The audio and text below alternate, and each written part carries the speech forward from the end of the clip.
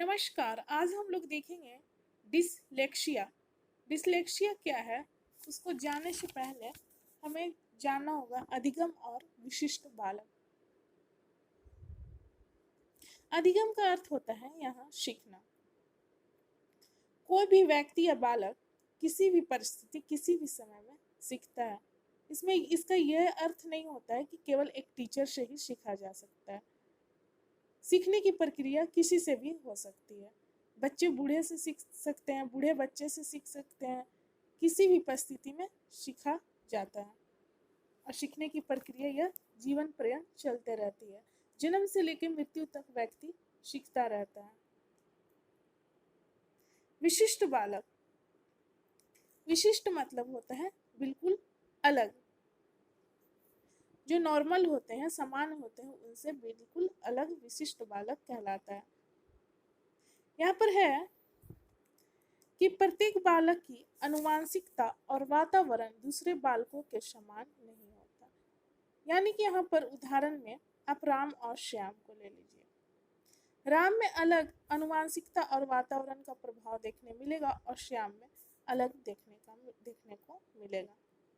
आनुवांशिकता का मतलब यहाँ पर हुआ जो पीढ़ी दर पीढ़ी गुण चली आती है, और वातावरण जिस आप माहौल में रह रहे हैं उसका प्रभाव। जब दो बालक यहाँ पर हैं उदाहरण के लिए हमारे पास, तो उनमें भिन्नता देखने को मिलेगा। आनुवांशिकता और वातावरण दोनों अलग अलग। इस असमानता के कारण ही बालक के जो शारीरिक और मानसिक होते हैं वो बिल्कुल उसमें गुणवत्ता जो होती है, शारीरिक मानसिक गुणवत्ता, वो बिल्कुल भिन्न होती है। किसी भी समूह, समाज या देश में देखने को मिलता है कि कुछ बालकों में समूह प्रतिमान की अपेक्षा अधिक गुण पाए जाते हैं। यानी कि कुछ प्रतिभाशाली बच्चे होते हैं। यहाँ पर हुआ समूह प्रतिमान की अपेक्षा अधिक गुण, यानी कि जो नॉर्मल बच्चे हैं उनसे अधिक गुण वाले बच्चे भी देखने मिलते हैं। अतः कुछ ऐसे बालक भी होते हैं जिनमें यह गुण समूह प्रतिमान की अपेक्षा कम मात्रा में पाए जाते हैं, यानी कि उनमें गुणवत्ता कम देखने को मिलता है। जैसे मंद बुद्धि बालक, ये भी हमारे विशिष्ट बालक में आ जाएंगे, और जो प्रतिभाशाली बालक हैं वो भी हमारे विशिष्ट बालक में आ जाएंगे, और बाकी रह गए नॉर्मल, तो अधिकांश देखने को मिलता है नॉर्मल बच्चे जो होते हैं। परंतु प्रत्येक समूह के अधिकांश बालकों के गुण समूह प्रतिमान के अनुरूप होते हैं। जिन बालकों के गुण समूह प्रतिमान के अनुरूप होते हैं उन्हें सामान्य बालक कहते हैं। जैसे रिजल्ट ही ले लीजिए किसी स्कूल का, तो बहुत कम बच्चे होते हैं जिनकी 80-90% आए, जबकि 60-70% अधिकांश बच्चों को आता है। तो हमारे हो गए सामान्य बालक। और कुछ बच्चे ऐसे भी होते हैं जिनकी 30-40% आता है। तो जो 90% लाए हाईएस्ट नंबर, और लोवेस्ट जो नंबर रहा हमारा परसेंटेज 30-40%, वो हमारे आ जाएंगे विशिष्ट बालक में। तो सामान्य बालक अधिकतर देखने को मिलते हैं।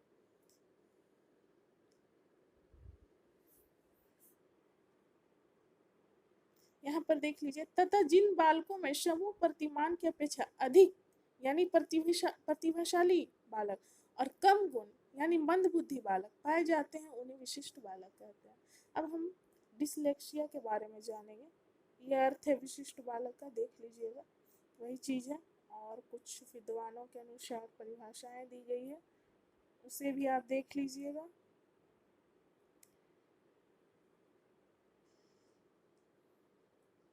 यहाँ पर हम 3 चीज देखेंगे, डिसलेक्सिया और एक ऑटिज्म। और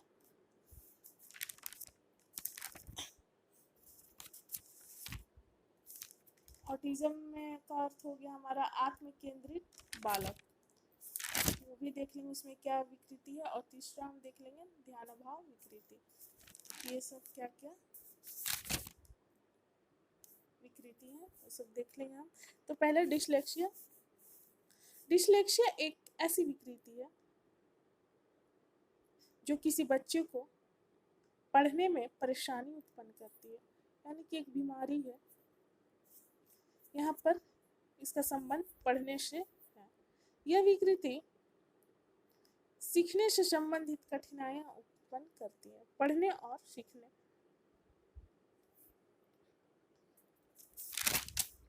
डिसलेक्सिया जो है आवाज सुनने,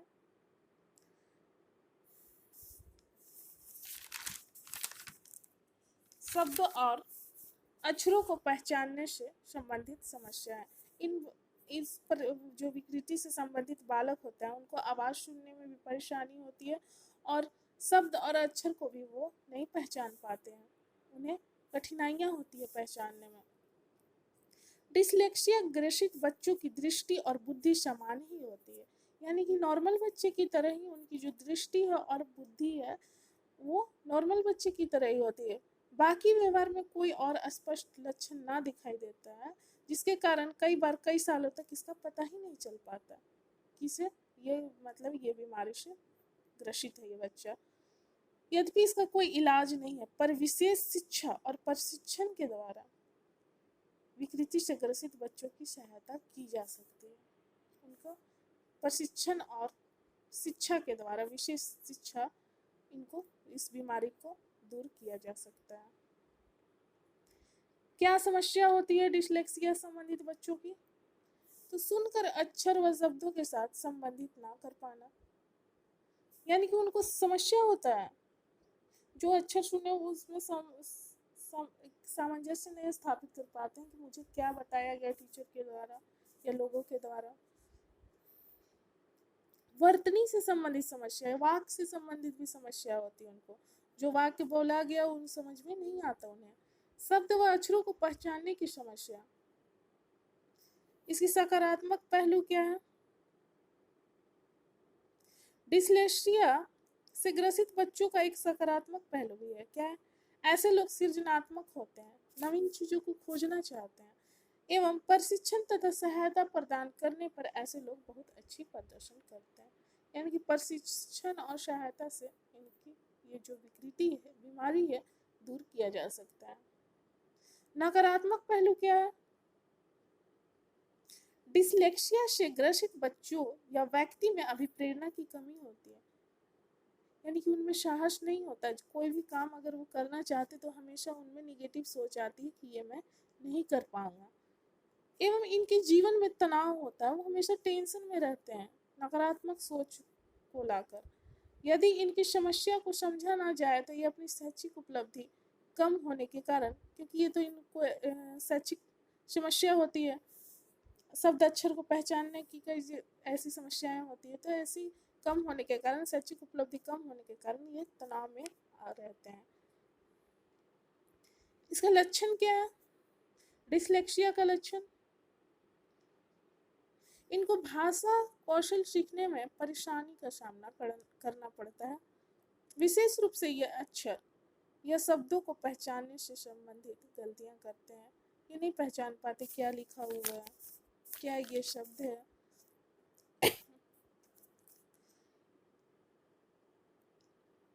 इन्हें लिखने और पढ़ने दोनों में परेशानी होती है। लिखने के साथ साथ इनको पढ़ने में भी प्रॉब्लम होता है। ये सब अभिव्यक्ति भी ढंग से नहीं कर पाते, यानी कि वो बोल भी नहीं पाते अपने विचारों को और अपनी बात दूसरों को समझा नहीं पाते। ये सुनी हुई बातों को भी ढंग से समझ नहीं पाते, ना तो ये सुनी हुई बातों को अच्छे से समझ पाते हैं, ना ही दूसरों को समझा पाते हैं। इसलिए ये हमेशा टेंशन से ग्रसित दिखते हैं। इनको अपनी बात कहने के लिए उपयुक्त शब्द नहीं मिल पाते, हिचकिचाते हैं। इनको उच्चारण करने में भी कठिनाई होती है, जैसे ब्लैक मैन की जगह ब्लैक मैन उच्चारित करते हैं। कई बच्चों को पेंसिल पकड़ने में भी कठिनाई होती है। इनको मुहावरे व चुटकुले समझने में कठिनाई होती है, समझ ही में नहीं आता। समय का प्रबंधन व संगठन में कठिनाइयां होती है। सप्ताह के दिनों को क्रम से बोलने एवं गिनती के दिनों को क्रम से गिनने में कठिनाइयों का सामना करना पड़ता है। डिसलेक्सिया के कारण क्या है? यह मुख्य रूप से तंत्रिका तंत्र संबंधी विकृति है, जो प्रत्यक्ष बोध संधान तथा गत्यात्मक कठिनाइयां उत्पन्न करके बालकों की शिक्षा तथा समायोजन को दुर्गम बनाती है। पारिवारिक इतिहास डिस्लेक्सिया के होने की प्रतिपादित करता है, इसलिए इसके वंशानुक्रम से संबंधित होने का अनुमान लगाया जाता है। यानी कि इसका वंशानुक्रम पर भी प्रभाव पड़ता है। जैसे जो हमारे वंशज होते हैं उनको भी ये अगर बीमारी हुई होगी तो जो आगे आई पीढ़ी भविष्य में उनमें भी देखने को ये बीमारी मिलता है। वातावरण संबंधित कारक की भूमिका द्वितीय स्तर की है। वातावरण का प्रभाव यहाँ दूसरा स्तर पर रखा गया है। इसका भी मतलब हल्का प्रभाव पड़ सकता है, जैसे निर्धनता, कुपोषण, अनुपयुक्त शिक्षा प्रावधान, मलिन आवास, पारिवारिक विघटन तथा अभाव आदि।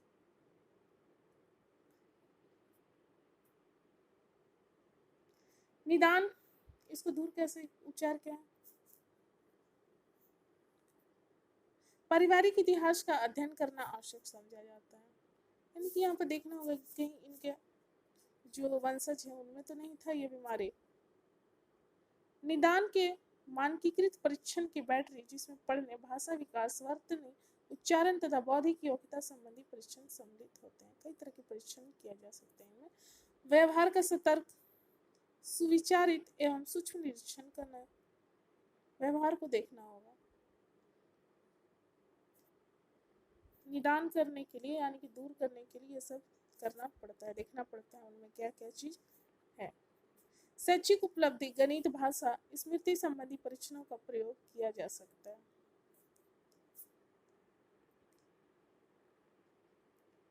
डिस्लेक्सिया बालकों के लिए शैक्षिक कार्यक्रम क्या क्या रखा गया? कुटानवाद पर बल, डिस्लेक्सिया कौशलों का ज्ञान करना, जैसे चिन्ह पहचानना, अक्षर एवं ध्वनि का मेल देखने एवं शब्द की पहचान करना, अक्षर एवं ध्वनि विभेदन तथा वर्ग विन्यास आदि सिखाना, इसी को कुटानवाद कहा जाता है। यानी कि उन बच्चों को सिखाया जाता है ये सब शब्द पहचानने के लिए, चिन्ह पहचानने के लिए। पठन कौशलों का विकास, पढ़ने लिखने तथा अंकगणित संबंधी ज्ञान पर बल दिया जाता है। मौखिक कार्यों पर भी बल दिया जाता है। शुद्ध लिखाई तथा देखकर लिखने का अभ्यास करना ताकि ध्यान केंद्रीयता में विकास हो, अभ्यास कराया जाता है। उससे उच्च कक्षाओं के बालकों में ध्वनि तथा अक्षरों की आकृति संबंधी नियमों को ज्ञान देना। बड़े बालकों के लिए विषय वस्तु को लिखने पर विशेष बल दिया जाता है। वर्तनी तथा इससे संबंधित उपयुक्त यंत्र रचना का ज्ञान दिया जाता है। पुनरावृत्ति एवं अभ्यास को विशेष महत्व दिया जाता है। पढ़ने के साथ साथ लिखने का कार्य भी करवाया जाता है ताकि शब्दों के आकार तथा प्रयोग में सहसंबंध स्थापित हो जाए। धीरे धीरे पढ़ना लिखने सीखने से बालकों को सीखने के लिए पढ़ना सिखाया जाता है। इसमें ज्ञान वृद्धि के साथ साथ अभ्यास के अवसर भी प्राप्त होते हैं। गत्यात्मक सामंजस्य के लिए बालकों को विभिन्न प्रकार की लाइनें खींचने का अभ्यास करवाया जाता है। ये सब है डिस्लेक्सिया बालकों के लिए शैक्षिक कार्यक्रम बनाया गया ताकि उन्हें ये सब जो उनमें विकृति है आसानी से दूर किया जा सके। विशिष्ट प्रश्नों की सहायता से बोधात्मक योग्यता का परीक्षण किया जाता है। अनेक प्रकार के प्रश्न उनसे किया जाता है और उनकी बोधात्मक योग्यता को जांचा जाता है। तो ये था डिस्लेक्सिया, जो बालकों के पढ़ने लिखने संबंधी विकृति से संबंधित है। उनमें परेशानियों का सामना करना पड़ता है।